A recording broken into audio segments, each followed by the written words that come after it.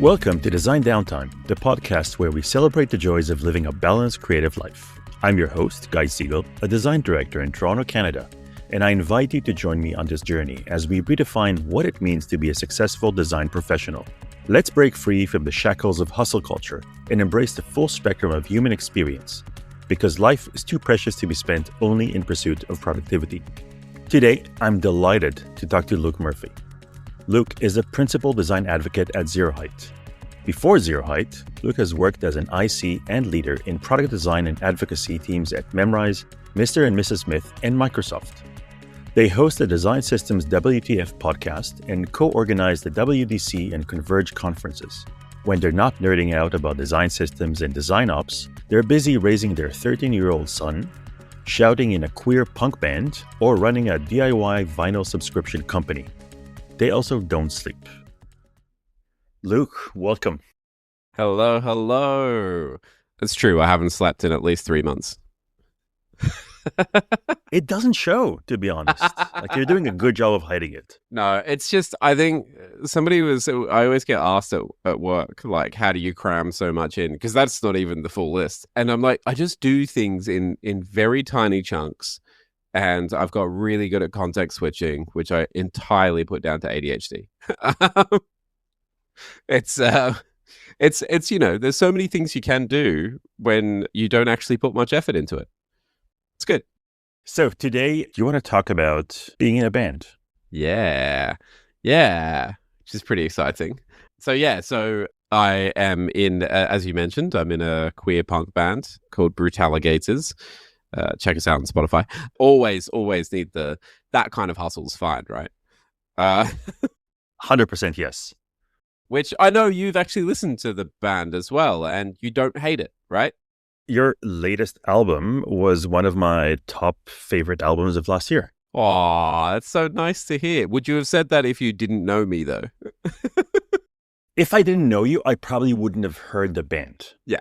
I mean, yeah, we're terrible at promoting. But it's that problem with doing things in small chunks, like I said. But yes, yeah. So we've been doing that for, we're coming up to 10 years this year of Brutalligators. From when we first started, first rehearsal we had is at the end of this year, is the 10-year anniversary. And so it's just been, a nice little side thing. But I've been involved in bands since forever. Let's start there, because I always like to start with the origin story. How does young baby Luke get into bands? I mean, back in high school, they were the cool guys, right? Like all of the cool kids were in bands, and I wasn't one of them. So I desperately wanted to be one of them. I just had no talent. And at that point, I didn't realize that you didn't actually need talent to be in a band. So I think for my 13th birthday, I asked for an acoustic guitar, taught myself Fire, Water, Burn by the Bloodhound Gang. The best place to start. And yeah, just like sort of tinkered away for quite a while. Never really had the confidence to be able to do anything publicly or in front of other people until it was after school. It was in university. That's right. It was, I started in computing and switched across, kind of half-assedly switched across to music at university. And we were doing a guitar module and happened to sit next to this guy who was playing guitar, and we got to chatting about emo music and pop punk and skate punk and all that fun stuff. And it turns out that, he was in a band and I was trying to start a band. So I said to him, well, look, how about you come and meet my mates and, you play bass guitar, so you can come play bass for us. And then he was saying they needed a singer because their singer had just left. So he said, you can come and have a rehearsal with us and we'll see how it goes. We can be in 2 bands. Turns out they were good. And all of my friends were terrible. So I just stuck with that band. So that was like the first taste of band life back in, 2005-ish, 2004. And since then, I think I've gone maybe 2 years without being in a band. Just kind of jumped between them. But yeah, it's intoxicating. Have you ever been in a band? I have not. No. Are you a music? I know you're a music lover. I have a guitar that I play not amazingly well. Like, it's mostly... Don't let that stop you. Oh, no. I don't think it would. Just never found enough people to start a band with. It's hard. I'm really interested in, because you were saying, you got your acoustic guitar. One path you could have taken as the singer-songwriter, you and your guitar. Why in a band? I mean, it's always fun to create with other people, I think is the big thing. Like, part of it is also you all bring your own sort of expertise together, and collectively it makes it better, right? Because I have done sort of solo singer-songwriter stuff. I've attempted that multiple times. In fact, I'm trying to do that again now, sort of on the side, because I don't have too many things in my life. And I tried that. It's incredibly lonely. And I think that like the feedback that you get and the like working together creatively to create something, and each bringing your own particular strengths, but also your own like influences and your own perspectives into that does, I think, most times create something better, unless you're just maybe I'm just not talented enough to really do solo singer-songwriter stuff. But even then, I like it, that first band I joined, like it was quite a daunting prospect of that they'd been together for like 4 years and they'd gigged. They weren't, we never got to the levels. We basically played local shows and that was pretty much it, and recorded a demo. But they'd been together 4 years. They had established songs. They didn't have, so the established songs, weirdly, when the singer left, they were like, nah, we never liked any of the like melody lines or words or anything. So just pretend that they're instrumentals and do what you will with them. But they were already like a cohesive unit.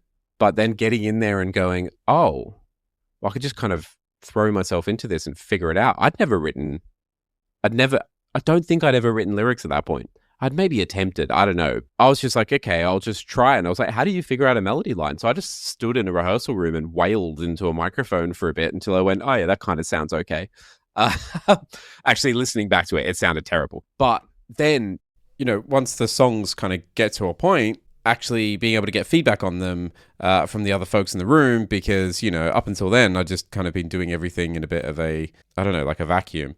And especially, one of the good things about a band is that, you're a collection of influences and a collection of different styles and stuff coming together. So we all kind of had similar touch points in terms of like 2000s emo and pop punk and skate punk, but we were still bringing other things to the table as well. So like, the drummer was really into like quite a lot of sort of metalcore and I don't know, also like weird jazz and stoner stuff, and that was also, the bassist was really into, I don't know, like weird indie and quite a lot of heavier stuff as well, had a little bit of hardcore influence. And then the guitarist, who was like one of the main songwriters, was completely drawing on like the Smiths and the Cranberries, and that's all they were obsessed with. It was like 90s Britpop and indie pop, and kind of, we all had some touch points together around like early 2000s, the very early 2000s emo and late 90s emo. I don't know, that like just collection of different influences just makes for, I mean, it made it so if anybody said, what does your band sound like?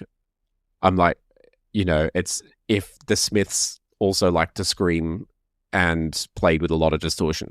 What does that sound? I don't even know what that sounds like. But but yeah, and it's like, and it's been the same in every band I've been in since. Like that collection together, I always feel like is always, it's always really great. And whenever I do try and do solo stuff, it ends up, I don't know, it sounds like, I'm going to use a reference that nobody's going to get, but it sounds like D-grade Ben Lee, who was a great Australian indie pop artist who wasn't even that good, to be honest.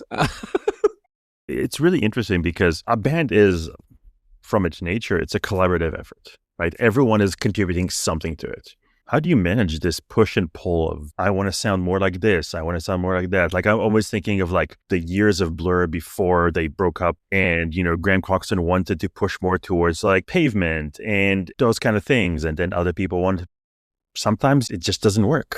I mean, yeah, I think it helps once you find your sound. And I think that's where like, so Brutalligators at the moment, because we've been playing together for 10 years and it's not just, this is the first band that I've been in that feels like it's actually, we're not well known, but we've gotten somewhere. We've actually become relatively established in our little community.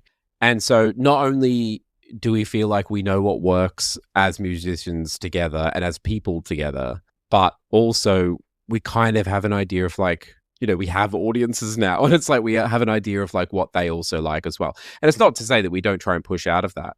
We definitely do, and usually get told straight away to get back in your lane. You learn, it's a collaboration, right? So you learn levels of compromise, and it's not even compromise, it's giving ideas sort of space to breathe and air to figure out whether they might work. And a tiny little dose of dictatorship as well for particular things. And I think it goes back to the strengths in the band. Like, we're very lucky at the moment in that, like, we have some very, in terms of when we create stuff in Brutalligators, Paul, the guitarist, is like primary songwriter and has written most of the music, with the exception of maybe like 3 or 4 songs. And I'm starting to sort of try and do a little bit more now. But even that, when I say wrote the music, it basically just means that he's written a great guitar lick and some chords. And he might have laid down a demo with some terrible like drumming from the Logic drummer. And, not even really attempted to do any bass, just kind of went, I'll just do some root notes. And, but we get an idea of the feel and the idea of it. And then whenever we take it into rehearsal and start playing it, it always changes and morphs. But we all kind of defer to Paul for, does this fit? And especially like as the lead guitarist, and we are a very sort of guitar-led band, I think it kind of works. But at the same time, it's like, we do have arguments about this, but it's like we'd never dictate to Simo, the bassist, what bass line they should do. And they've got a very unique way of playing bass. So sometimes we try to, but it's not going to fly. And similarly, if, people can question my lyrics, but at the same time, if I put my foot down and say, no, fuck you guys, this is what it is, then it stays. And there are still things that, the others jokingly hate about particular parts. And then similarly, our drummer is has produced produced the last record and produced our first EP, but has background in like sound engineering and production, and is way more competent on all the instruments than any of us, and is the most musically like talented of all of us. So we'll just go, that verse is ridiculous because you go from 4/4 into 5/4 for no reason, and there's an extra bar at the end, and there's no reason why there should be an extra bar at the end, and actually it should finish on this chord. And we'll go, okay, yeah, we'll try that. So we all have like our roles, and it kind of just all works very nicely in that, with just a little bit of tension to like push each other, which I think it's like, I think it's like any creative partnership, like that's how it should work. There's it's grounded in mutual respect. When to push each other, but you also respect that the other person kind of knows what they're doing. I think it works well. Tell me about the first time you're standing in front of an audience with the band around you. I mean, well, the first time's always crap. Okay, so like, going back, I've always been an absolute show pony when it comes to being on a stage, as you know, because you've seen me at conferences. I'm at home on the stage. I'm comfortable on a stage. I'm comfortable with a microphone in my hand. That's where I like to be. And I used to do musical theatre and theatre. And so, it's no surprise that that's where it started. But yeah, it is very different, I think, when you're in a band and that first time you're on stage. It's the first time's absolutely nerve-wracking, because it does feel like you're like putting your heart out on the line, because a lot of what we write is pretty personal, and it's cathartic outpouring, right? But you want to make sure that kind of gets across, but at the same time, you want to look cool, and you want it to sound good, and you wish that there were more than 5 people in the room. And so like all those things together, but at the same time, I don't know, there's a rush that you get sort of as you're going through it, and especially as it starts working well. I don't think there's much that matches it, apart from just generally being on stage. Because, as I said, show pony. You speak, right? Do you feel the same way when you're on a stage, or are you a nervous performer? No, I think on that spectrum, I'm more towards the feeling at ease on stage. I know I'm not supposed to be asking you questions, but I'll allow it. Yeah. Why do you think it makes you feel at ease? The honest answer, I like the attention. I love that honesty. It's but it's the right kind of attention, right? Too. Mm-hmm. No, I'm getting attention for doing something right.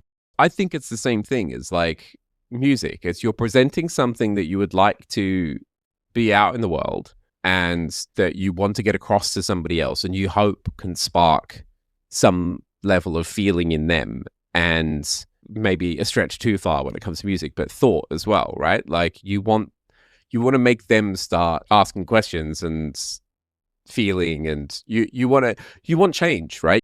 Yeah, or at least a reaction. I'm going to make this false dichotomy probably, but are you performing in order to get records out, or are you recording records so you can then be on stage and sing those songs? Ooh, it's a good question. So for me, it's definitely getting on stage and performing, which I don't think is going to be a surprise to anybody really who kind of knows me or has seen me.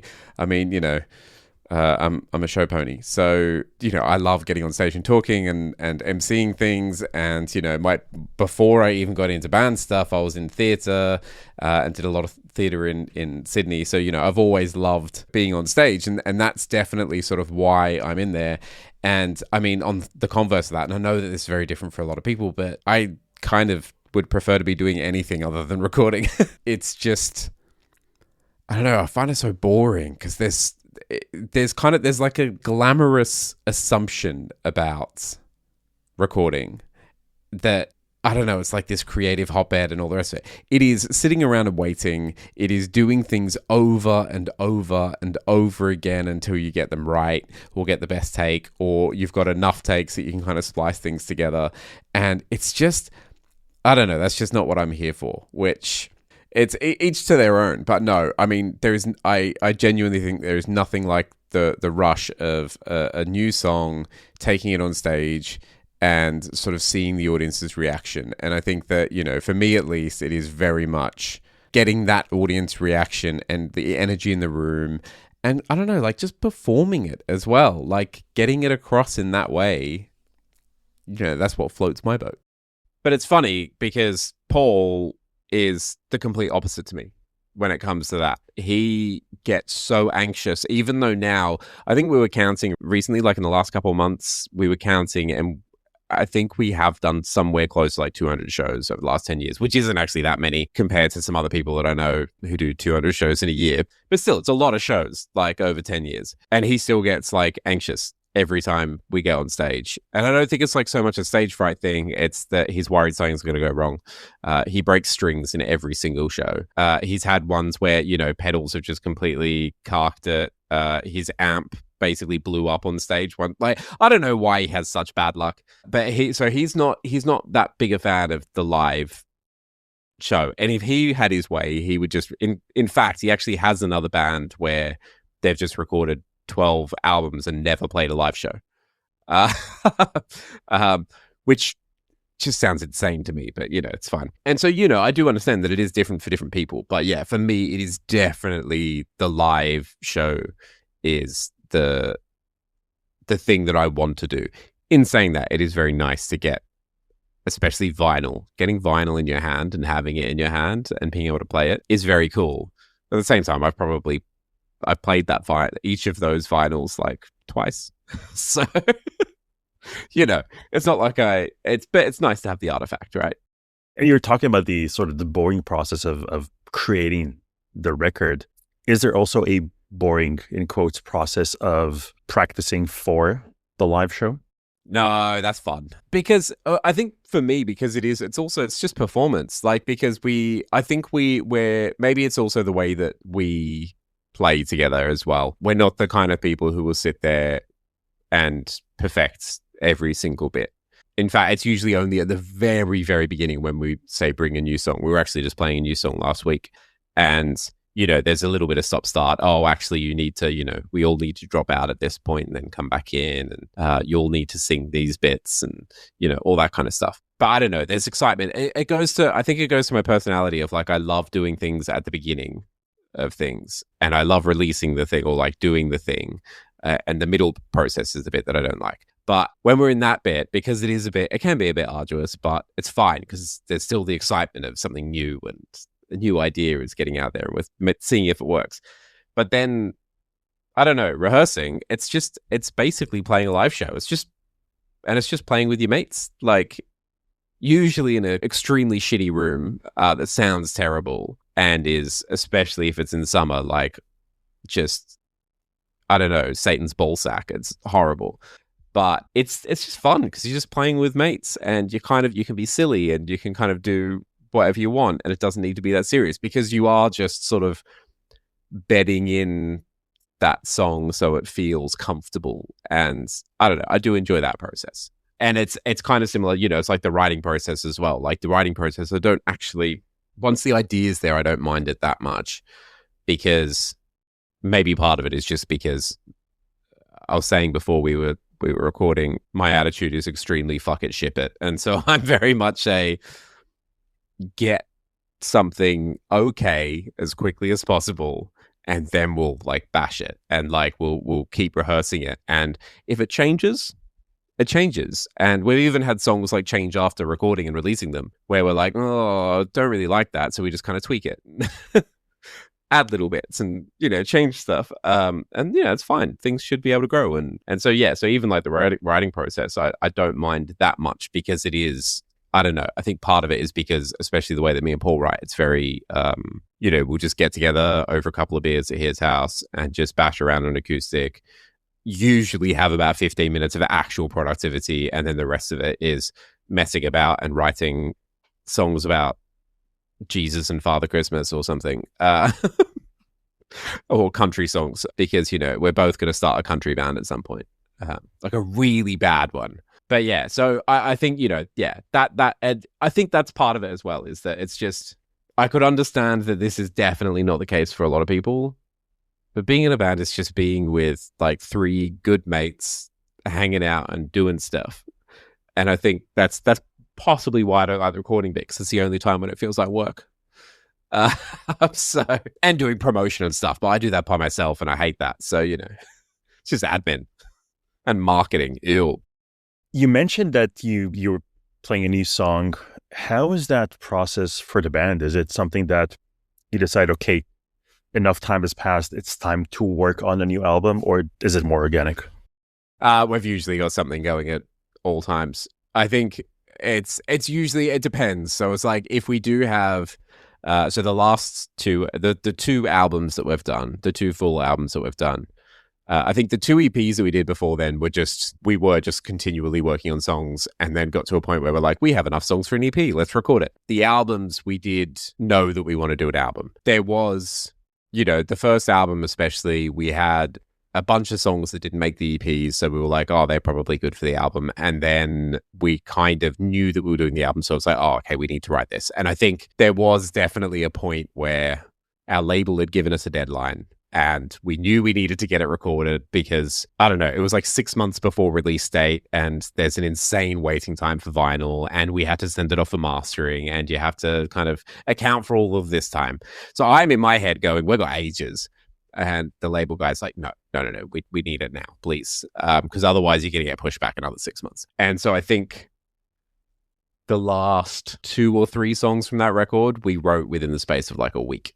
In fact, I think we went in to record them and I hadn't even finished the lyrics. Like, it was very by the seat of our pants. And then similarly for this record, we did have, I think we wrote and recorded the last maybe 4 songs that we sort of hadn't finished right on deadline. But otherwise, it's usually just a nice steady process. And whenever we've got something to talk about, or it's usually either we've got something to talk about, so we want to do a song, or we've heard a song that we really like and we want to rip it off. So you talked about loving the performance. How do you feel about touring? It's fun, and I wish that we could do it more. It's tiring as anything. We've never done like proper touring, so like we've played with bands who have been, say, out from the States. And so like we did, there's a great band from Brooklyn called Proper, who we were lucky enough to like get on, I think it was like 4 shows with them on one of their tours. They did, I think it was like 2 or 3 months straight, doing like the UK and then Europe all around. And then I think they went back to the States and did a bit of East Coast. I can't imagine how painful that is, but it is fun. So we've only done, I think the most we did was we did a 2-week tour, which was like, I mean, even that, I was definitely happy to get home and get the fuck away from those 3 afterwards. But it is also, I don't know, I think it's been glamorized too much. It's a lot of services, like service stations, sitting in the backs of pubs in the green room sounds really exciting.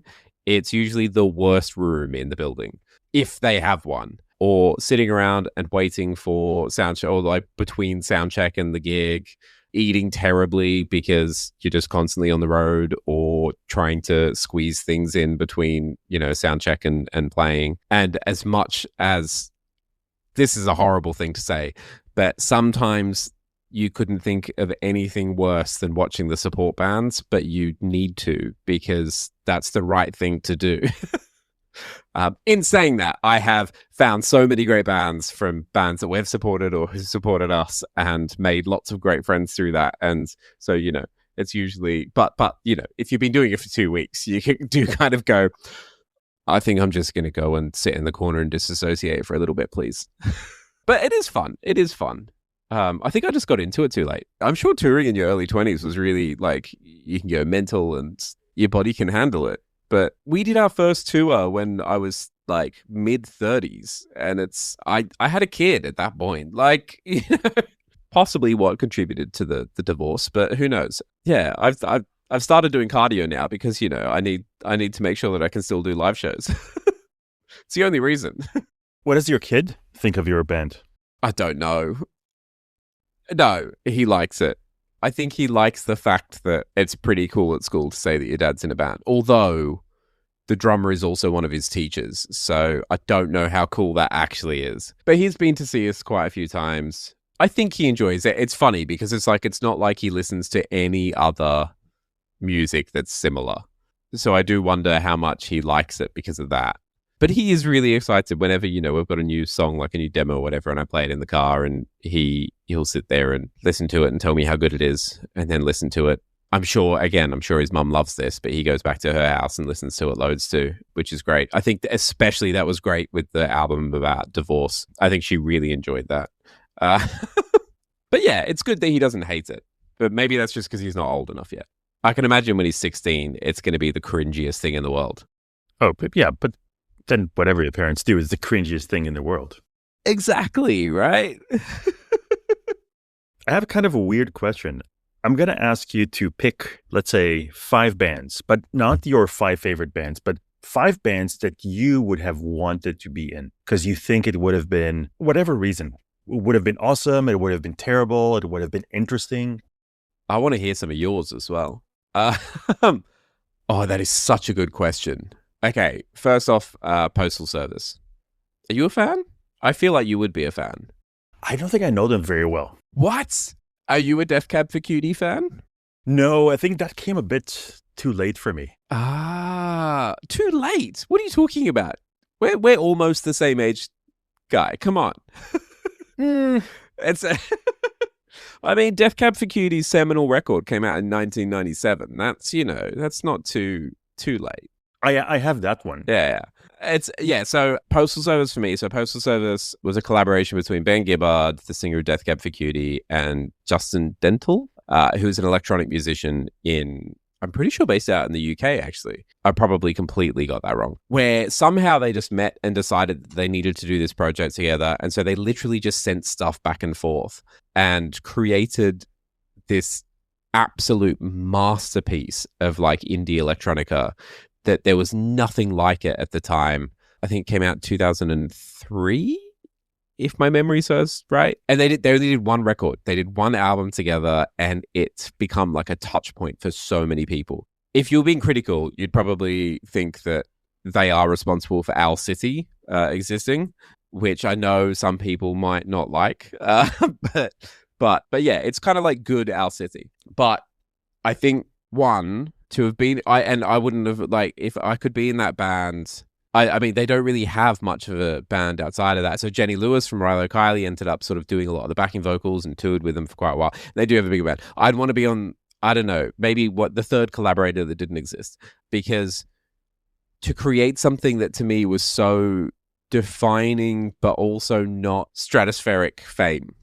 It's cool defining, like it's the influential in that way, but also something that felt completely new. I think that would be pretty amazing. And then also, actually playing with them, playing to like indie and emo kids, but basically at what is a pop/electronica gig. Like, that's such a weird thing. And I feel like that would have been really special. And also, they just seem like sensible people. So I wouldn't have, died. So that would have been good. And Bing Gibbard is a genius. So, I would have, that's definitely one of them. And then, I don't know, Blink-182 back in the early days for the converse of that, of potentially have died. Because, having read Fahrenheit 182, the Mark Hoppus, he says it's an autobiography. I don't think he wrote much of that. But yeah, it just sounded like insane fun. But also, I'm so surprised that any of them are alive today because they hit it hard and stupidly. But that would have been, Jesus, what a fun band. I don't know. It's what would yours be? For the sheer dysfunction, Jesus and Mary Chain? I can see that. Yeah. But also, like, would that have been enjoyable? To not be one of the Reed brothers, yes. Okay. Yeah. And then for a band that, again, I probably wouldn't come out of that experience, would be Butthole Surfers. Okay, yeah. And I feel like Butthole Surfers they felt like the grunge version of Blink-182 in terms of the way that they approached life and touring. Yeah, I think that's, I don't know. It's the same as like, growing up in skate punk, like bands like the Vandals and NoFX, and like, can you imagine how much fun they were having? But also, Jesus Christ, like the stories about Pennywise and Blink-182, where it sounds like Pennywise almost killed Mark Hoppus and Tom. I don't know. It just sounds like fun. I think for me, like for sheer genius, I'm gonna be extremely cliche, but either the Beatles or Kraftwerk. Yeah, okay. Yeah, that would be fun. And just for pure fun, the fourth member of Beastie Boys. Oh, those are some great answers. Why didn't you send me these questions beforehand? I want to go and revisit them. See, here I was going to say Joy Division, but then that sounds very depressing. Or the Smiths, so that I could have like veered Morrissey onto the right path. The left path. Why do geniuses sometimes just have to be absolute pricks at the same time? Anyway. A great question for our generation. Luke, where can people find you? So if you want to find me, I'm Lurk Moofy online pretty much everywhere, which is, I'll spell that because it's stupid spelling, a university nickname that went too far. LURKMOOPHY. And I'm also lurkmoofy.com if you want to come and see the ramblings of a psychopath. And then otherwise, Brutalligators. Check out Brutalligators. There's no other bands called us. So if you find something that has Brutalligators in the name, it's probably us, for better or for worse. Check out Brutalligators. Awesome band. Luke, thank you so much for your time. It's been a while in the making, and I'm happy we finally did this. Thank you so much for having me on and letting me ramble about band stuff. This is all for this episode of Design Downtime. Thank you for joining me. And until next time, I hope you enjoy your downtime.